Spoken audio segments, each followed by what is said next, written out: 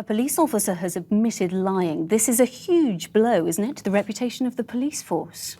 Well, it's something which I was certainly aware of, this rogue officer, as were a great deal of other police officers a long time ago. And I think I've seen Andrew Mitchell and these comments that he's made today, and I'm also watching some comments from the Prime Minister, but I'm absolutely convinced this is not the time for Andrew Mitchell to be lining up the glasses for a party. So you say one rogue police officer. You're saying this is just one bad apple? What I'm saying is, if you the original incident, and this was absolutely clear, the original incident on the night in question, when Andrew Mitchell left number 10, the officer there, I've got no reason to doubt what was said, what that officer did, and that officer's integrity. Completely aside from that, this rogue officer, and the inquiry has revealed that there's been no conspiracy, there's been no collusion. What that rogue officer did, I mean, I and others put my hand on my head when I heard somebody had come out with that language. We just thought, this is absolutely dreadful. And of course, he has brought, I'm sure lots of people at home don't think that this is one police officer. They think this is a conspiracy. This was a group of police officers who purposefully set up Andrew Mitchell. I think we've just got to stick to exactly what's going on here. We've got two separate incidents.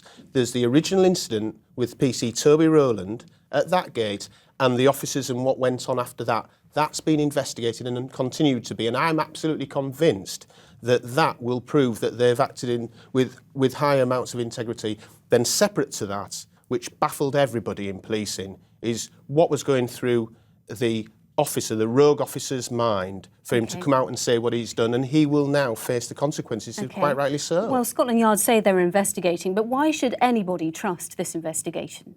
Look, the integrity in the police, if you look back last year, the public aren't stupid. You know, only a year ago, the Murray poll was showing that people had trust in the police, as with doctors and teachers, and people who they didn't trust, let's be right, were were politicians and MPs. And I don't think that's changed. I think the public can see through. You don't think that there is any problem with people's trust in the police force in this country? We've got 130,000 men and women with the highest integrity. Occasionally, like any other industry or job, you get a bad apple. And that bad apple, in this case, has admitted his guilt, and he will face the consequences, and quite rightly so. Police officers nationally, I speak to regularly, do not want to work with corrupt officers. But we can't cloud the issue. This is two separate issues. This is what happened on the night in question with Toby Rowland. And the Commissioner came out and said he supported those officers 100%. And I believe he was right. But subsequently, we've identified that there's a rogue apple there who completely, for whatever reason, was completely detached from that original issue. It's not good, but, you know. Mike Pannett, many thanks indeed for your thoughts this evening.